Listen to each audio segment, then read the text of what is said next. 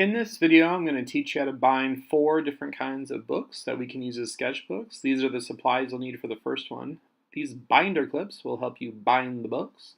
You'll need a stack of paper and a cover and a back cover, and you press them against the table. It's called flushing the pages to get all of them even for the spine that you're going to make.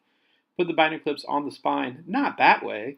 Put them on the side of the spine so there'll be a place for you to put the glue onto the spine. I'm using school glue and it's not super strong, but whatever kind of glue you use, you want to put in a lot of it. And the idea is that the glue is going to dry, seep into the pages and dry and hold the pages together to create a spine. So it's almost like a cake frosting amount of glue. Then you want to stand the book up so that the glue can seep down into the pages. I usually leave it overnight.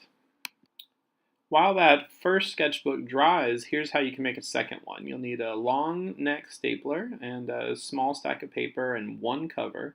This is a saddle stitch binding, but we're doing it with a stapler. This is the same way we bind comic books if you ever want to make a mini comic. On the long neck stapler there is a ruler, and you can slide this guide onto it to make sure you're stapling right in the middle of the page. So 2 or 3 staples works great, and you'll see that we fold that together and the staples become the spine of the book. It's basically a magazine.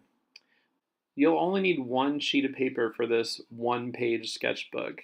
This is actually my favorite sketchbook to make. You basically fold the paper and do 1 cut, and it creates a nice little book that you can use, for 1-page comic books or for something to keep in your pocket to write notes in or to draw at the zoo, for example.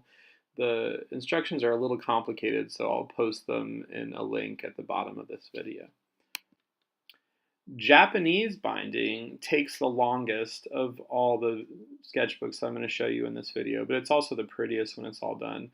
Basically the idea is that you punch 3 holes on the spine side of the book and then get string or yarn or thread and tie the book together using that thread. You can use a little piece of tape to create kind of like a needle for yarn, and start in the middle, tie it off so that it doesn't go anywhere, and then you're going to follow kind of an intricate pattern through the holes so that it not only holds the spine together on the side but also on the top and the bottom, so it's actually really, really sturdy.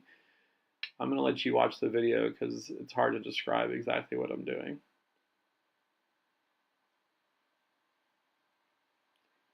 If you need to pause the video at any time to see how I'm putting this together, it actually helps to watch this part of the video a little slower.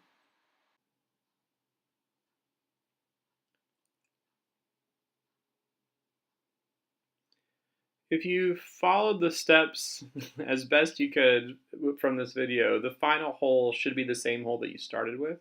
So put the tape needle through that hole and then tie it off again the same way you did before. In the end, it kind of looks like a little birthday present.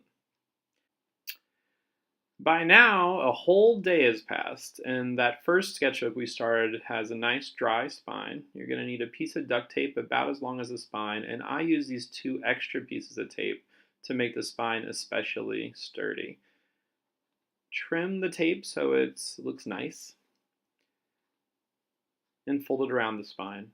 You can make a vertical or horizontal spine. And now you know how to bind 4 different kinds of books.